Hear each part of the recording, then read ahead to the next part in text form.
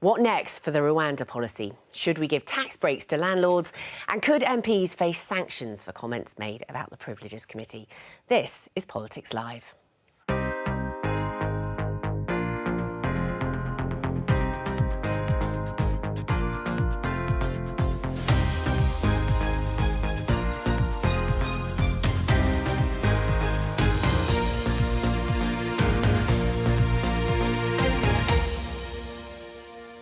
Joining me today, the Conservative MP Kieran Mullen, Labour peer Baroness Anderson, the founder of Conservative Home Tim Montgomery, and Politico's Rosa Prince.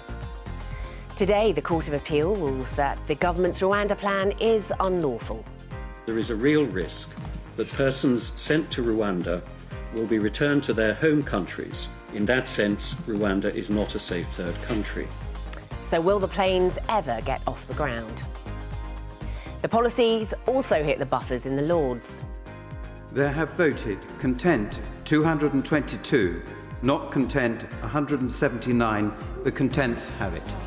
So what's the bigger headache for the Prime Minister, the Lords or the courts? Are you one of those who would describe it as a kangaroo court? I think you're being very rude to marsupials. I think it makes kangaroo courts look respectable. Should MPs who made comments like that be sanctioned by Parliament? To live in disrepair for 2 years, to be asked for more money and then to complain and to be evicted was just devastating. The government is legislating to protect renters. But we'll speak to one landlord who thinks the new rules will backfire.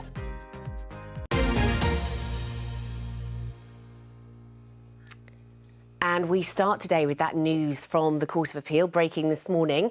The court has ruled that the UK-Rwanda asylum plan is unlawful. The court's decision found that Rwanda could not be deemed a safe third country, as there was a risk that asylum seekers could be sent back to their home countries, and that changes for the policy had to be put forward. So I suppose the question is, Kieran, is this policy ever going to take off? Will it ever work? Well, I think the first thing to say is clearly this is a priority for the government because it's a priority of my constituents and people across the country. But is it going to actually happen? And so I think we have to recognise, first of all, that this is a finely balanced issue. And actually, of the three judges that gave this ruling today, the most senior agreed that it was lawful. And so I would expect the government will appeal quite rightly. And I think it really came down to whether the government was reasonable to think that Rwanda, under this agreement, could safely accommodate asylum seekers. And I think it can, and there's lots of evidence that it can. And in fact, the UNHCR, who's one of the parties saying they can't, are happy for them to resettle refugees there in other circumstances. So I'm curious as to why they have a split opinion. The government, I think, is determined to deliver this policy because it's so important. There are lots of things that we are doing when it comes to agreements with France, agreements with Albania, prosecuting the criminal gangs, but ultimately I think a deterrent, which is what Labour aren't offering, a deterrent for people to say, you know, you can't come here, you can't decide how you get here, is so important that we've got to pursue it. There is, of course, the prospect of the appeal, which you mentioned, but are we going to actually see planes take off? Will it happen this year? I hope that we do. It's important that we deliver on that programme because otherwise what you have is a system where not only do criminal gangs profit from the misery of people making that channel crossing, but what we're leaving behind are the people who can't make that channel crossing physically, they're not up to it, or they can't afford to pay the people smugglers. At the moment, we're letting the people smugglers determine our immigration policy when it comes to asylum. It shouldn't be that way, and I think the key way to stop that is to say if you come through an illegal route, you don't get to stay. OK, That's a noble aim. I think what this demonstrates is a government without a plan on actually how to deal with immigration, and the one idea they had is unravelling. And on a personal level, I find the Rwanda scheme completely immoral. But what this has proved is it's also illegal. So the government's going to have to come up with a new plan, and we're going to have to move beyond rhetoric, beyond the phrase "stop the boats." My family came here on boats. No one wants to see what we're seeing. We need to figure out a different way of dealing with our immigration policy, but it has to be more coherent and actually effective than spending £140 million on a scheme so far that has benefited nobody, including your constituents, my former constituents, and the rest of the country. Tim, whatever the sort of moral arguments about this, in a practical sense, are we ever going to see planes taking off and taking, asylum seekers to Rwanda? I'm beginning to doubt it. And I support the policy. I don't agree with Ruth about the morality of the policy. And I think there'll be a lot of British people who think, well, I feel less safe in Britain because we don't have control of our borders. I feel unsafe because we have illegal immigrants coming in. The history of them, you know, we do not know, but a lot of them get involved in drug gangs and other illegal activities when they are here. And a lot of people will be wondering about the courts and saying, you seem very interested in the welfare of migrants, and that is proper, but where is your interest in the welfare of the British people? And I think it raises big questions, really, about the power of the courts in our country when they can consistently undermine the democratically elected representatives of this country. In America, they have a system whereby, you know, the people who are appointed to courts have become politicised. And that is the danger that court decisions like those of today are exposing us to. The only way of dealing with it may be for us to go, which I would not want ideally to choose, to go down the American road of having to politicise our court appointments, because that's the only way the democracies get the upper hand again. Although I think the court was at pains today to point out that it wasn't making a moral judgment on the policy one way or the other. It was just saying it's not lawful. The effect, as your question at the beginning implies, is it stopping the democratically elected government doing what it wants to do, and has made it clear over a number of years that it wants to do. Rosa, government's stuck now. They are stuck. I mean, I think that the ruling today is largely unhelpful for the government because it's obviously thwarting them in this measure that they're very keen to see brought forward. It's one of Rishi Sunak's 5 pledges to stop the boats. This is the kind of flagship aspect of that. It's the deterrent that Kieran was talking about. On the other hand, I think that Tim's rhetoric is really interesting because as this scheme gets delayed with further court wrangles, we're probably not looking towards any flights taking off till very close to a general election. And I wonder if this will become the line that Rishi Sunak and Suella Braverman start to take, that it's the courts thwarting them, that it's the House of Lords, which we're going to talk about, holding them up, and kind of trying to blame the issue on the blob rather than... Well, not unreasonably, to be fair. Well, I wonder if that is the point, because politically, does it work anyway? Because, as you say, you can refer to this blob, you know, the North London lawyers kind of... Does that... If Jesus Christ returns to earth today and, put the theology aside, becomes leader of the Conservative Party, the Conservative Party, I think, is doomed at the next election. There's nothing the Conservative Party can do to change its electoral trajectory. But I think it's about... I think this is, nonetheless, a card that the Conservative Party will play, and I think it will strike many people as reasonable, but it's not going to turn the Conservative Party's fortunes around, and I think the party leadership recognises that. I don't think the Prime Minister ever thought this was going to be an easy thing to do, but he didn't shy away from setting it out as a clear priority because it's what people want us to deliver on.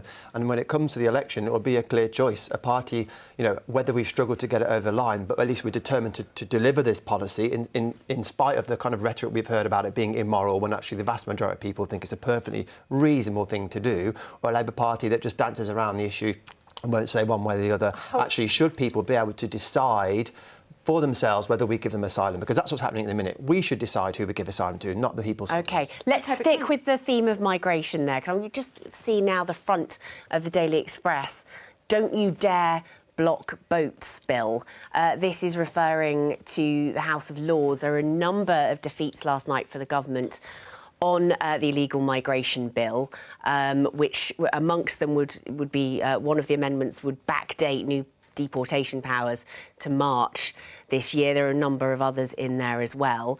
Kieran, would you say that the House of Lords is trying to block this bill? Quite clearly. I mean, they're voting. Clearly, the Daily Express thinks it is, but largely, you know, led by Labour peers. They're just not signed up to what the British people want us to do, which is to get control of illegal migration. And not only is it something the British people want, it's the morally correct thing to do. We should not be saying to, you know, a grandma in a wheelchair in a refugee camp in bordering Syria that she can't get asylum here because actually our system is overwhelmed by young men who are crossing in small boats. That's what it boils down to. What choice do you want to make? And they say, well, let's use safe and legal routes. Ultimately, if you made it even easier for some people to get here, we'd have even more claims, the system would be even more overwhelmed. We have to set a limit, we have to control who comes, and that's the fair and compassionate thing to do. I'd love the idea that there is a grandma sitting here trying to get through on a legal route because there aren't any. No, because we're overwhelmed. No, excuse me, I didn't interrupt you. Sure. But there aren't any. There aren't any for the women that we left in Afghanistan. There aren't any for the people that worked with our forces that we left out. We've left thousands of people who have a relationship with us abandoned. There's also only 1% of the people that arrived here by illegal boats last year have been dealt with in terms of their cases. The backlog is worse than it has ever been at any point in the last 13 years, not comparing to anything that has happened before, this is an incompetent and ineffective government that can't even deal with paperwork. But in terms of the House of Lords and what happened yesterday, the idea it was Labour Lords, there was one Labour amendment we voted on yesterday, and it was Alf Dubs' amendment to protect children. And if you're saying that that isn't what we should be doing, then I don't understand why you're in politics. The other amendments came from crossbenchers, and the House of Lords is doing its job. Line-by-line scrutiny of a piece of legislation that we do on every single piece of legislation. It's not frustrating the will of the elected government? It's absolutely not. We're doing exactly what we're meant to do. A piece of legislation is in front of us. We are not voting it down. What we're doing is adding amendments. There were former judges that were speaking last night to say what will work and what won't work in terms of the legal framework. Alf Dubs was talking about children. We've had bishops intervene about how they think the morality of this works, but also the practicalities of this will work. No one is trying to block the bill. What we're trying to do is make it It's really important to pick up on this, unreasonable. because you're absolutely right to say that at the moment there aren't large numbers of people coming through on safe and legal routes. But of course there's absolutely no appetite politically. What government, Labour or otherwise, would be able to say to the British people when we have 50,000 odd people coming through on boats, or on top of that we want to let in another 20,000 people on safe and legal routes? You don't build the public support for safe and legal routes until you control the illegal migration. Given the ruling of the courts today, will the bill actually make any difference? Well, so my understanding is we can do this under existing legislation. The ruling today is about whether or not the government was reasonable to assume that it could safely have people process their asylum claims in Rwanda. And I'll just emphasise again that one of the three judges, the most senior of the three, thought that we could do that. And so, I think it shows you how finely balanced this issue is. And actually, if you read the judgment of the judge who led the opposing opinion and said we couldn't, he himself said he vacillated on it and recognised how finely balanced it was. So let's not overstate the scale of the problem.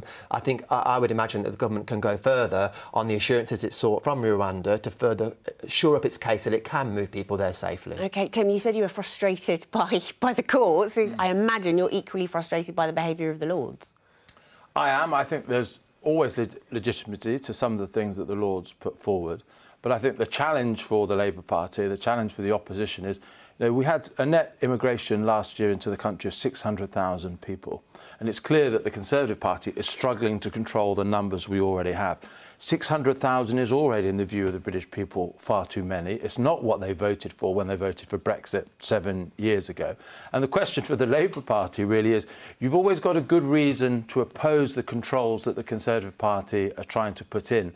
But you never seem to have a policy to actually bring numbers under control, because if we don't bring numbers under control, other problems that we regularly talk about on programmes like this, like the rising cost of housing, pressure on public services, will continue to grow. And so Labour are at the moment, being quite an effective opposition, but if they want to be the party of government, then they have to start bringing solutions to the problems that the British people face. Tim, I think you're being completely disingenuous. You know that Yvette Cooper's got a clear plan. You know I really that it don't. is about... No, but there is a clear plan, and it's about dealing with the backlog. It's about securing our borders, and then it's about choosing who we want to be here. We never had 600,000 immigrant figures in terms of net migration when Labour were in power. Yes, we had Brexit. That's a completely different conversation. We never had this level of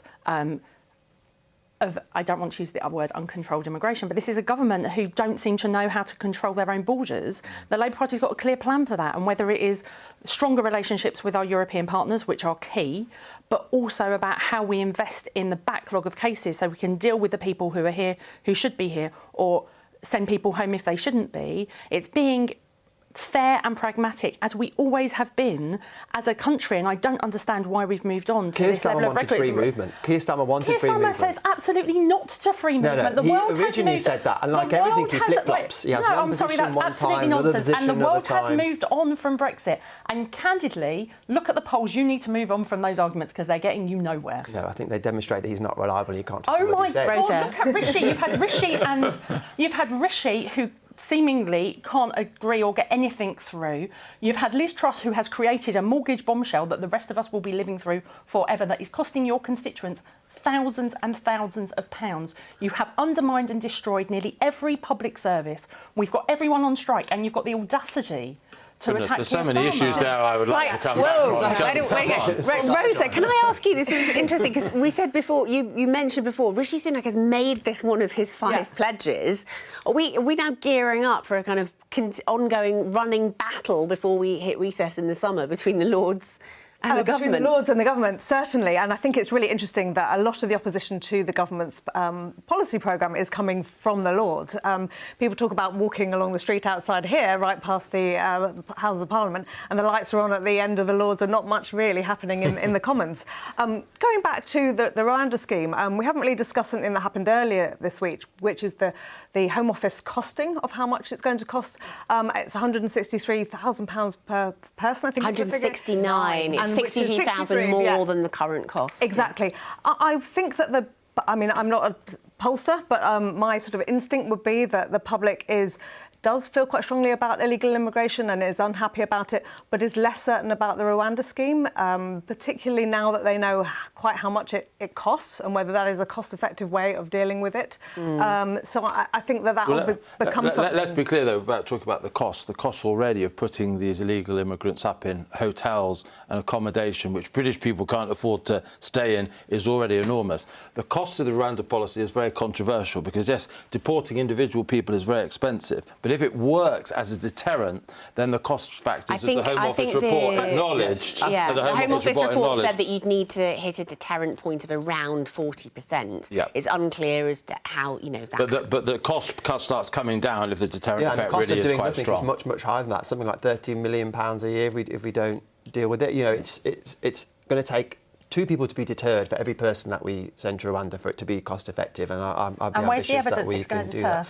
Well, we look at Albania, for example, where we've seen a 90% drop in people coming over. But without Rwanda. Now that we have agreed to send people back to Albania. Isn't that more about the agreement with the Albanian? Yeah, that's about effective policy. But Australia stopped the boats with a very similar policy. This is the model. Australia policy works. Unfortunately, we have a court system in here that doesn't allow us to have the kind of policy that protected Australia's borders. OK, all right, well, we're sort of sticking with this now. One of the things that was referenced by the court this morning was an intervention by the European Court of Human Rights, the EHCR. Let's have a look at the front of the Times.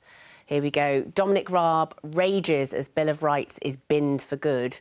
Alex Chalk shelves plans introduced by predecessor as Justice Secretary. This is a story from earlier in the week. So this is the plans for a UK Bill of Rights, which would kind of weaken the powers of the ECHR in some instances, particularly relating to migration. Do you think the government need to think again on this? What do you think of the idea of dropping the Bill of Rights? I'm on the Justice Committee, so we went through the proposals in quite some detail. I think it was clear to me that whilst I still think there is a potential on occasions for the court to overreach, and you see in many other EU countries they have mechanisms to reduce that. In recent years, there hasn't been quite the same overreach, and I understand, why the government doesn't have this as a top priority. We know the government's 5 priorities are growing the economy, halving inflation, reducing debt, getting down waiting lists. OK. Yeah. All 5. Well done, Kieran. I understand why it's not a priority. I mean, I do think cases like this, in theory, might get people thinking again. But as I said, this judgment wasn't really about anything to do with the human rights in a sense. It was about whether our assurances that their rights were going to be protected were sufficient. So I don't see this as an immediate clash with the European Court of Human Rights approach. But the courts do need, as they often are, need to be mindful of the sovereignty of countries, and it's a back and forth over many years. There was a period, the prisoner votes might be the thing that people remember, where they clearly overreached, and they've stepped back in recent years, and we saw that in the evidence for making the case for these proposals. So I understand why it's not a priority, but it shouldn't be that we're vulnerable to a change in mood at the court, and we should take some of the steps that other EU countries take to limit the power of the courts when appropriate. OK, Ruth, are you relieved to see the English Bill of Rights drift away into the... I think the Human Rights Act is one of the most important legacies from the last Labour government. I'm very proud of it. I run a human rights organisation in my real life, where I publish the work of political dissidents, and they're protected by their right to freedom of expression as protected under our Human Rights Act. So I am very partial to this piece of legislation. I think it's an incredibly important thing. Everything always needs review. Nothing should ever be set in stone. But we've seen, but the idea of a Bill of Rights, when we have seen such an inconsistent approach to this government, to their application of many pieces of legislation, just seemed perverse to me. And there are other more important things to do when people are struggling to pay their bills. OK, Tim. It seems as though this is Rishi Sunak. He's charting a direction here. Is he? Well, I'm asking you. I'm asking you. It would appear. It feels slightly academic to me, really, because we've run out of time in this Parliament. What Rosa said a little while ago about the lights in the House of Commons always being off and the lights on the House of Lords always being on. The great tragedy for me as a Conservative supporter is, we're now, 3-4 years into the Parliament. There's not much time to really pass substantive legislation. The waste of this parliamentary session. We won a majority of 80, and we have done so little with it. And this is the sort of reform, if you're going to do it, you get on with it straight away. And I don't accept that the pandemic was an excuse. Beveridge wrote his report for the reform of the welfare state during World War II. You can walk and chew gum at the same time. It's the failure, really, of the Conservatives to prioritise big reforms early in the Parliament, and it's academic to be talk about, dumping them at this stage because we've run out of time. Well, so it's a time issue, but the Bill of Rights, in your view, would have made it easier for the government to effectively. Yeah, I would have supported it, if it had been done properly, and I'd hope we would have been able to deal with some of your concerns about whether it was diluting the Human Rights Act in certain ways. But the vote for Brexit 7 years ago was a vote really for our democratic institutions to have more supremacy. People wanted to have a connection between their vote and delivery of policy.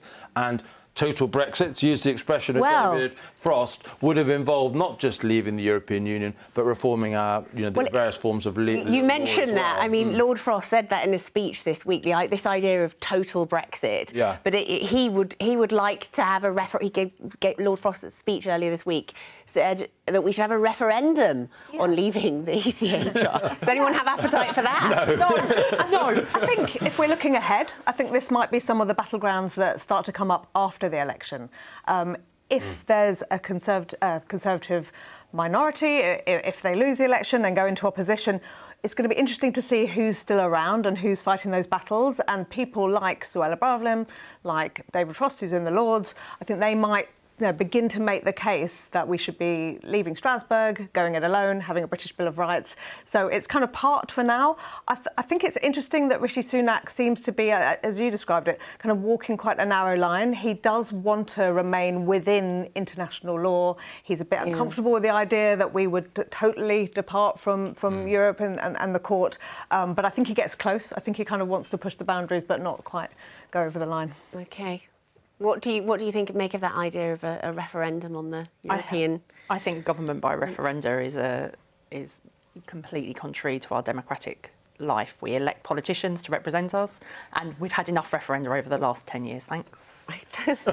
Kieran? I think it's reform. I think there's room for reform. I'm not sure we need to, go as far as Lord Frost has suggested at this stage. But it is true to say that I think we historically have perhaps followed EU approaches to things, including the court rulings. I know they're separate bodies, but to make it absolutely clear, they are completely separate. I think we slavishly followed things when some of our European neighbours haven't, and that's where I think there is a space to reform. The case for referenda is when all the politicians agree, but they're out of step with the public, which is what happened on the European Union. So although I largely agree with Ruth, sometimes you get that disconnection between the elected politicians and the people, and sometimes a referendum allows the people's voice to be heard in a way that sometimes, but not anytime soon. OK, all right, we're going to move on now and talk about the Privileges Committee, which released its report this morning on the behaviour of some of the MPs during its inquiry into Boris Johnson. I'm very pleased to say now we're joined from our Westminster newsroom by our political correspondent Layla Nathu.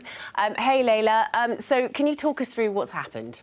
Sure. Well, here it is, that report that you are referring to, a secondary report, really, quite small in comparison to that huge set of conclusions that the Privileges Committee published before as part of their original investigation into Boris Johnson over whether he misled Parliament over Partygate. Now, during the course of their inquiries, the committee says it was subjected to unprecedented and coordinated pressure, and its members were sort of attacked with the aim of trying to influence their conclusions and to discredit their inquiries. Essentially, they say there was a group of people out to undermine the committee's work, and they say, look, they weren't doing this formally or through any kind of proper engagement. They were essentially attacking the committee in public. And the committee says, look, our original investigation into Boris Johnson was so important because it was designed to protect the proper functioning of Parliament, ensuring that Parliament is not lied to by ministers. So now, our work cannot be attacked and undermined, because that itself, they say, is an attack on democracy. They talk about this pressure being put on the committee as having a significant personal impact on its individual members. And importantly, the committee today singles out what it calls the most disturbing examples of this coordinated campaign from key allies of Boris Johnson, people like Nadine Dorries, Priti Patel, Jacob Rees-Mogg, all former cabinet ministers, Lord Zach Goldsmith, who is a current minister in the government, and a handful of others who use terms, they say, like witch hunt, kangaroo court, to describe that investigation into Boris Johnson. Now, we have heard from a few of the people who were mentioned who are criticising this report, so it doesn't look like at the moment it's had much effect in terms of changing their mind and how they approach this committee. Yeah, so those individuals, as you say, have been named and shamed. What happens now? Well, I mean, the committee says they wanted to publish this report basically to put on record their concerns about what happened during the investigation process. They don't actually recommend any particular sanction. They say it's going to be up to the House to decide if what further action, if any, should be taken. But there is going to be a debate on it a week on Monday. The government's already said it's going to make time for that. So there will be another parliamentary moment to discuss this particular set of conclusions. Both Labour and the Lib Dems are saying Lord Goldsmith should be sacked as a government minister. Really, this is just continuing fallout from that original investigation into Boris Johnson. OK, thank you very much, Layla. That's great. Thanks for explaining that to us. Now, as Layla mentioned, there are a number of tweets in the annex of this report, which is really where a lot of the interesting reading is. We can have a look at some of them now from sort of staunch allies of Boris Johnson. Many of them Layla mentioned. This first one here from Nadine Dorries. You can see the final line there. It was a gross miscarriage of justice at the very least. And then next up, we see this one from Zach Goldsmith, which, as Layla said, he's currently a government minister in the Foreign and Commonwealth Office. He's retweeting, actually, the GB News presenter Dan Wootton. Dan Wootton's tweet originally said, "The successful witch hunt against Boris Johnson has been absolutely appalling. Harriet Harman ran an anti-democratic kangaroo court. A terrible day for the Conservative Party and British democracy." Zach Goldsmith retweeting that and saying exactly this. And then we see another one here from Brendan Clark-Smith, who says, "Tonight we saw the end result of a parliamentary witch hunt, which would put a banana republic to shame." Those are just some of the tweets which were included in this report today. Is that OK, Kieran, that kind of language? Not language I would have used, and I can understand why the committee wanted to put on record and make clear that they didn't think that was acceptable, and I'm sure the majority of the House didn't think that that was the way that we should go about things. I mean, they're slightly misplaced, I think, in talking about it being a court and seeking to hold it up to the standards of a court, because, of course, the Privileged Committee is not a court and never claimed to be a court. It's a group of your peers passing judgment on you. And those same people, some of them who are unhappy with how that would have worked, would be even more unhappy if there were to be another process involving not MPs passing judgment on us. So I think they're slightly misguided in their criticisms. Having said that, I think beyond putting it on record, which the committee has done, I wouldn't seek to say that people should be punished for expressing an opinion, because actually, it's free speech and they're entitled to say if they think it wasn't done properly. You didn't vote in on the original report about Boris Johnson's behaviour. Why was that? And did you agree with the report? I was one of the first people to say that Boris should resign because I didn't think his behaviour was acceptable. I do, in principle, support the Privileges Committee report. I was actually in Cornwall on a visit to a deep geothermal plant. It's something that I work on at a national level, not because I didn't want to support, and I've said publicly I do support them. It's a good excuse to say you're at the bottom of a mine. No, almost. At the top of a hot pipe. Top of a hot pipe, OK. But I think, I mean, one of the reasons I decided to do the visit was actually because I think the public are frustrated with this sort of thing, meaning that we're not getting on with the business of being MPs. And so that was part of me saying, look, actually, I've been asked to do something that's important to the work that I do both locally and at a national level. I want to get on and do that. If I felt that the report wasn't going to pass and there was a threat, then I would have perhaps prioritised being there to vote. But I was sure it was going to get through, and I'm happy to say that I would have supported it, because ultimately we asked a group of MPs to do a job on our behalf, and they did it. And as I said, I understand why some people didn't support it, but that's the process we have in Parliament, and I think you have to be careful criticising it. And on this new motion, do you think there should be any sanctions? No, I don't, as I said, I think it's quite right for the committee to say this wasn't acceptable behaviour and put it on the record, and others can join in that criticism. I think we'd perhaps going a bit too far if we were to sanction people for it, because, where do you draw the line? Tim? I completely agree with everything that Kieran's just said, and I worry actually about a sort of a regulation of free speech. And I would have voted for the motion against Boris Johnson. I criticised my friend Nadine Dorries for some of the tweets that she said, and I tweeted why I disagreed with her. But she was exercising free speech. And perhaps you could say that some of the things that were said were, beyond a certain line. But if your Parliament starts regulating what MPs can say in debate, I worry about where that ends. And so I think it should end now. It's on the record that the Privilege Committee didn't like what was said about them. But let's not start, because my worry is that when this motion is put before Parliament, it will be amended by potentially the Labour Party, and we'll get sanctions on these MPs, and that will turn this into quite a bitter situation. The committee said, though, that it wasn't the criticism itself; it was the nature of it. Some of it was very personal, the language that was used. It was inappropriate, and I criticised that criticism. But once the committee starts regulating what MPs can say about other MPs in this way, I think that's a dangerous encroachment upon free speech. Just because we don't like things doesn't mean they should be banned or sanctioned. We did approach many of those who were criticised in today's report. We haven't heard back from any of them so far. But we have got a tweet here from Mark Jenkinson. He says, they have literally just performed a Twitter search for terms they don't like and pasted them in a table. So he's clearly not very happy, is he, Rosa? Well, that's right. You're probably not going to get that much disagreement, I think, around the table here, because we largely think that what they did was wrong, but that free speech is very important, particularly for parliamentarians. Yesterday, there was yet another report into Boris Johnson, which was from ACOBA, which is the body that you're meant to register your business interests with when you leave government, and he didn't do that because he took on this column with the Daily Mail before talking to them. And what the criticism largely was that Britain is a system that's run on called the good chap theory, and you're kind of meant to play by the rules, and there aren't really any sanctions if you break them. And I think this is yet another example of the good chap theory breaking down. So these parliamentarians shouldn't really have spoken in the terms that they did, and we don't so far seem to have come up with a way of dealing with that. I think most MPs that I speak to feel a bit queasy about the idea of limiting free speech. But what do you do? What do you do when someone doesn't abide by the rules? Ruth? That I run a freedom of expression organisation, so of course I'm going to say they had the right to say whatever they wanted to. However, I love Parliament and I love British democracy, and I think we're so lucky to have it. And the issue that I have with what happened and people's responses to it, these specific responses to it is a dangerous road not to cherish and to protect the institutions that we have of our democracy. And some of these were clearly efforts to undermine what happens in that building. And I think that for someone who is elected or appointed to be part of our national democracy is an issue. I also think this is a problem for the Prime Minister as well. One of these people were his minister, and they speak on behalf of him, whether he likes it or not, and that has to be dealt with. So do you think that, when you say dealt with, should there be sanctions then? Well, I think we've got to see what the Prime Minister wants to do. Personally, obviously, Zac Goldsmith has the absolute right, and he's got parliamentary privilege, and he has a huge level of protection of his speech.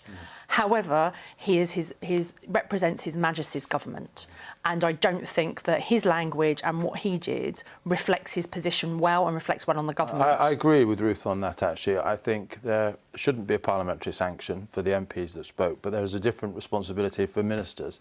And I think Rishi Sunak, generally, he's very carefully navigating all the time this division in the party between those who still back Boris and those don't. But I think what there is a hunger from the electorate, from a lot of conservatives like me, from him, is some leadership on a few issues. And actually sanctioning someone like Zac Goldsmith, who I have a lot of admiration for in other respects, but he shouldn't have sent that tweet. And I think that sets a standard about the kind of government ministerial conduct he expects. Right, OK, well, watch this space. We'll see how that debate in the House of Commons goes next week. We're going to turn the corner now and talk a little bit about housing.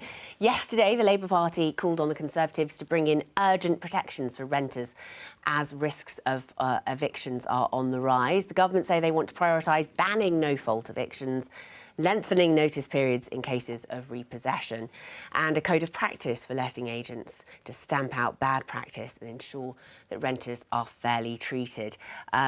Let's speak now to Carolyn Uphill, who is a landlord and a former chair of the National Landlords Association.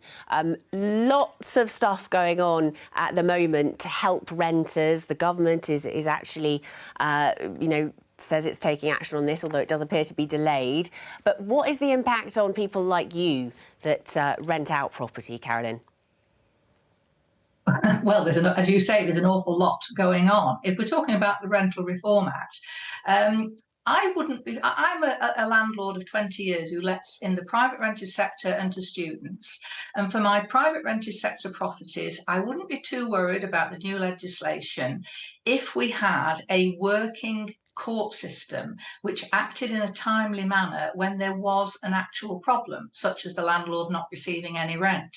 But at the moment, landlords can be waiting anything from 6 to 12 months for that court action while they're receiving no income whatsoever. So we're starting with a broken system, and the government has to fix that to give landlords confidence. Otherwise, they'll be completely risk averse to the tenants they will let in.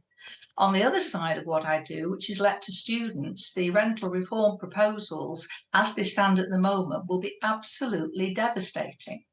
Because when you let to students, you let on an academic year basis. So you let on a fixed term tenancy in the knowledge that the students moving in for that 12 months will either be moving on or graduating at the end of it. And then you can plan ahead to let to the next cohort of students. So the next cohort, the first years in halls, can know they have somewhere to live. And the whole thing will break down with open-ended tenancies. The tenants will only have to give 2 months' notice, which should actually fall in the May when they're in the middle of exams. The tenants who are looking for accommodation would then have to be running around looking for accommodation in June. And there's already a shortage of accommodation in the student sector. Some universities were not able to accommodate them last year. But the biggest concern is that tenants could then either choose to leave just after 2 or 3 months or choose to stay on for an extra 2 or 3 months, which is great for the sitting tenants, but means that the landlord then ends up with an empty property at a point when it isn't the letting window to fit with the academic year. And Carolyn, so what does the landlord...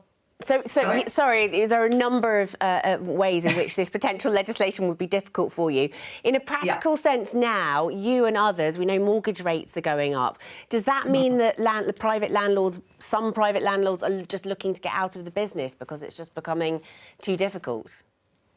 Absolutely. It's been death by 1,000 cuts with constant changes to regulation, changes to taxation. And I recently let a property in the private rented sector. And one of the questions I always ask is why are you moving? And so many of those looking for my property were saying it's because my landlord is selling up. I've never experienced that before. I have friends in the business who are selling up. And I'm selling up.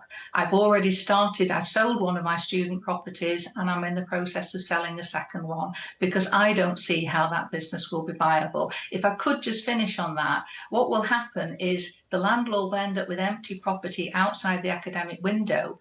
And unless he leaves it empty for months and months, which no landlord can afford to do, he'll take it out of the university system. He'll sell it, he'll let it to different tenants. And the universities will not then have anywhere to accommodate their students. Stick with us, Carolyn. We'll try and come back to you. Kieran, are you worried about the impact of these new regulations? We're going to end up with private landlords just kind of coming out of the business and then even bigger shortage of private rental property. Well, private landlords make up something like 4 million households in the UK. They're an important part of how people have a home in this country. But there is always a balance, of course, between the rights of landlords who can lawfully own a property and choose to rent it out, and actually that we recognise as a society, if you're renting out a house, it's not like selling anything and other things. It's a particular good, someone's home, and that there should be additional protections for you if you live in someone's home. And so I think what we're doing is bringing forward legislation that should hopefully help both, because I hear from landlords that think that the process for evicting tenants that are perhaps antisocial, for example, is too difficult, and so we're making that easier.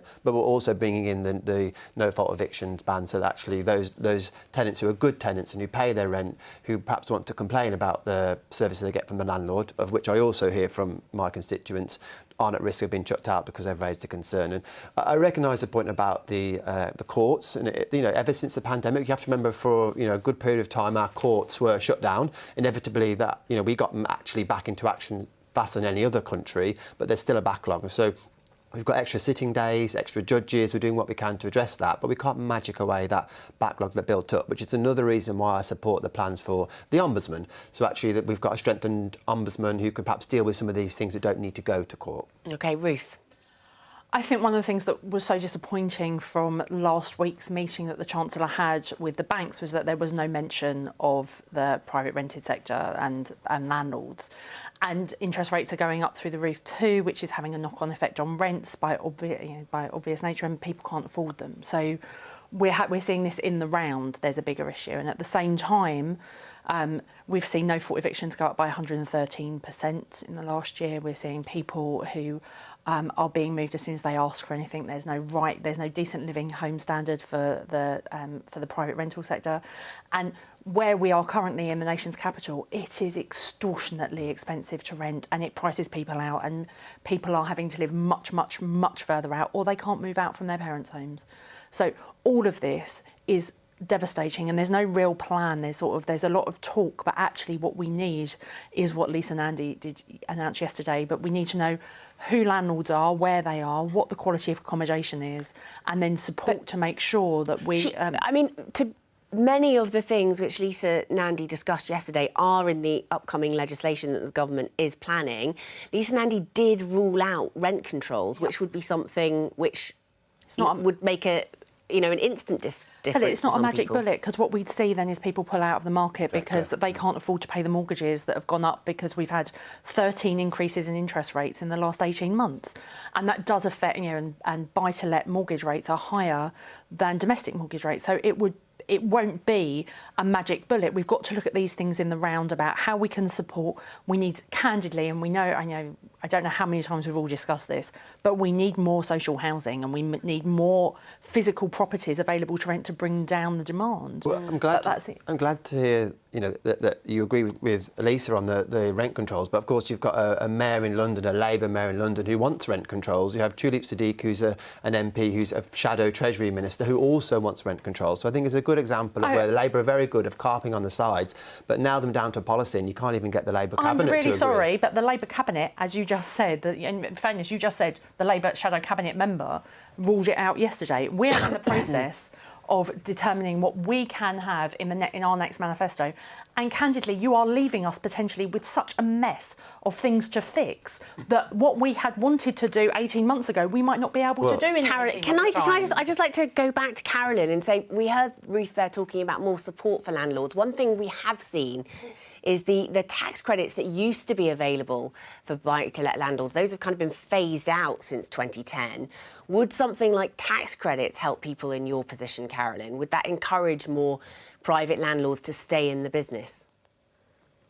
I don't think any one measure is going to be the answer to the difficulties landlords face. Those landlords with big mortgage increases, yes, the tax reduction that they were allowed to claim against the tax a number of years ago is now really biting because interest rates have gone up so much. But there is a plethora of other things weighing down on landlords, including rising costs. I yesterday bought a can of paint for one property I'm doing up. It cost me £57. That same can a couple of years ago cost me £29. Absolutely every cost that landlords are bearing has gone up. I've recently got a new HMO licence. The last one was £640. This one cost me £1,100. OK, Carolyn Uphill, thank you so much for joining us. We really appreciate that.